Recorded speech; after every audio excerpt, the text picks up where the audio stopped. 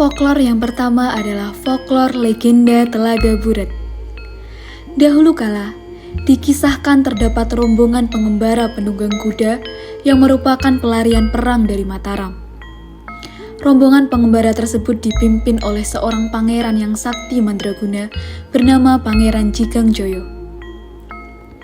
Pangeran Jigangjoyo merupakan seorang keturunan raja yang akan meneruskan tahta kerajaan.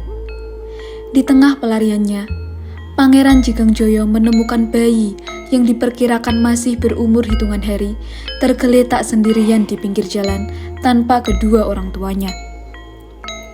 Mengingat pada saat itu sedang terjadi musibah kelaparan yang menyebabkan banyak orang meninggal dunia, Pangeran Jigangjoyo semakin merasa tidak tega dengan keadaan bayi tersebut. Akhirnya, beliau memerintahkan prajuritnya membawa bayi tersebut ikut dalam perjalanan. Ketika perjalanan Pangeran Jigangjoyo tiba di suatu hutan belantara yang sepi, beliau memutuskan untuk berhenti dan beristirahat di sana sebelum melanjutkan perjalanan yang akan melewati suatu pegunungan.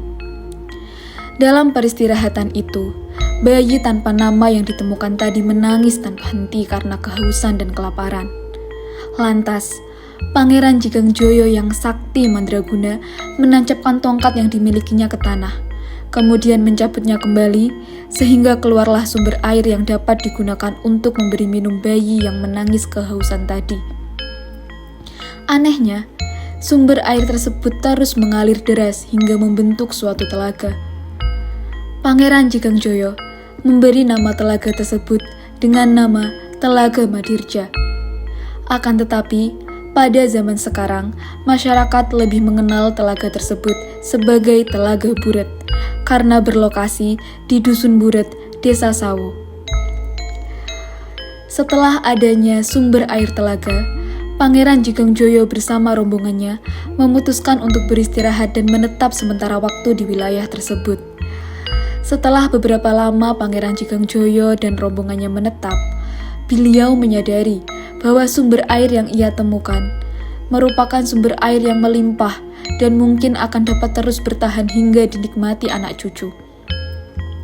Akhirnya, beliau berpikir untuk mengumpulkan warga di sekitar hutan dan memberitahu warga bahwa terdapat sumber air yang dapat dijadikan sumber kehidupan karena airnya yang sangat melimpah. Kemudian, Pangeran Jigangjoyo berpesan kepada warga untuk menjaga atau mengulur-ulur, memanjang-manjangkan sumber air tersebut agar dapat dinikmati hingga generasi selanjutnya. Folklor yang kedua adalah folklor Mbah Jigangjoyo sebagai danyangan atau Mbau Rekso Telaga Buret. Masyarakat 4 desa, yaitu Desa Sawo, Gampeng, Ngentrong, dan Gedangan, sangat mempercayai keberadaan Mbah Jigangjoyo sebagai roh leluhur yang memiliki kekuatan untuk melindungi desa dan sumber air Telaga Buret. Masyarakat setempat sering menyebutnya sebagai danyangan. Danyangan biasanya dipuja di tempat-tempat khusus yang dianggap sakral, suci, dan keramat seperti punden. Di tepi Telaga Buret terdapat punden berupa sebongkah batu yang dipercaya sebagai petilasan Mbah Jigangjoyo. Punden tersebut juga disebut sebagai padupan. Terdapat beberapa kalangan yang percaya bahwa lokasi tersebut merupakan makam dari Mbah Jigangjoyo. Pada area punden tersebut banyak dijumpai bekas-bekas sesaji seperti bunga setaman, dupa, dan kemenyan. Punden di tepi Telaga Buret ini berfungsi sebagai tempat untuk meminta sesuatu kepada Tuhan Yang Maha Esa serta berharap memperoleh timbul anugerah atau keberkahan dari Mbah Jigangjoyo selaku Mbau Rekso Telaga Buret agar permintaannya dapat segera terwujud. Selain itu, punden petilasan Mbah Jigangjoyo juga sering dijadikan tempat untuk berziarah, tahlilan, dan berdoa baik secara agama Islam atau kejawen. Folklor yang ketiga adalah folklor ikan lele Truno dan bulus putih sebagai peliharaan Mbah Jigangjoyo. Dikisahkan, Mbah Jigangjoyo merupakan seorang pangeran atau seorang anak raja yang akan mewarisi tahta kerajaan. Sebelum diangkat menjadi seorang raja, Mbah Jigangjoyo melakukan semua kesenangan atau hobinya, yaitu adu ikan. Apabila Mbah Jigong Joyo menang adu ikan, maka Telaga Buret akan banjir bandang hingga meluap ke halaman warga dengan meninggalkan ikan yang sangat banyak, seperti ikan lele dan ikan kutuk. Ikan yang tertinggal di halaman warga karena terbawa banjir tersebut dipercaya sebagai pemberian Mbah Jigong Joyo kepada anak cucu untuk dikonsumsi. Ikan yang menjadi jago Mbah Jigong Joyo ketika beradu ikan adalah ikan kutuk andong yang dicirikan memiliki ekor berwarna merah. Meskipun ikan kutuk andong tersebut terbawa banjir dan tertinggal di halaman warga, maka ikan tersebut akan tetap dikembalikan ke Telaga Buret oleh warga. Hal tersebut dikarenakan warga merasa takut untuk mengkonsumsi ikan kutuk andong yang dipercaya sebagai jagonya Mbah Jigong Joyo. Selain ikan kutuk andong, terdapat ikan lele truno yang juga dipercaya sebagai jagonya Mbah Jigong Joyo ketika beradu ikan. Ikan lele truno merupakan ikan lele gaib yang hidup hanya dengan kepala dan tulangnya saja. Ikan lele truno hanya memperlihatkan diri kepada orang-orang yang ingin ditemuinya saja. Selain itu, juga terdapat bulus putih yang juga dipercaya sebagai peliharaan dari Mbah Jigong Joyo. Folklor yang keempat adalah folklor tentang Dewi Sri dan Joko Sedono yang merupakan dewi dan dewanya padi sebagai lambang pangan dan sandang serta lambang kesuburan. Dahulu kala, di tepi Telaga Buret yang masih dikelilingi oleh hutan belantara dan banyak dihuni oleh binatang buas, hiduplah seorang pertapa sakti mandraguna yang mempunyai ilmu Joyo Kawijayan. Beliau adalah Mbah Jigong Joyo. Di sebelah timur telaga, terdapat aliran sungai air terjun yang bernama Kenteng Rejeng. Di sebelah utara, barat, dan selatan, terdapat 3 desa atau padusunan, yaitu Padusunan Glagah Wangen, Padusunan Talon, dan Padusunan Popoh. Ketiga padusunan tersebut dipimpin oleh seorang demang. Pada zaman dahulu, demang merupakan jabatan yang lebih tinggi dari kepala desa. Pada suatu ketika, ketiga padusunan tersebut mengalami musim paceklik atau larang pangan yang disebabkan oleh kekeringan dan banyak hama tanaman, sehingga menyebabkan petani gagal panen. Melihat kondisi yang memprihatinkan tersebut, para demang dari masing-masing padusunan serta seluruh warga berkumpul dan bermusyawarah untuk mencari solusi menyelesaikan musibah yang ada. Akhirnya, mereka sepakat mendatangi Mbah Jigong Joyo untuk meminta petunjuk dan mencari solusi guna mengatasi musibah gagal panen yang melanda warga padusunan.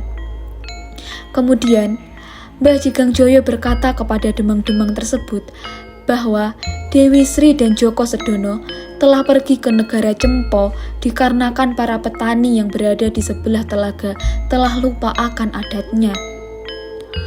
Oleh karena itu, Mbah Jigong Joyo mengajak para demang dan para warga untuk memboyong kembali Mbok Sri Joko Sedono.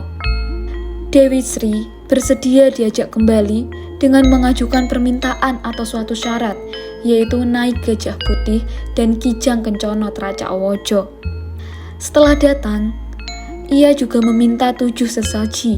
Yang pertama yaitu gedang rojo setangkep, yang kedua adalah kembang bureh panji anom, yang ketiga jungkasuri, yang keempat milon, yang kelima lengowangi, yang keenam jarit anyar, dan yang ketujuh adalah kloso anyar.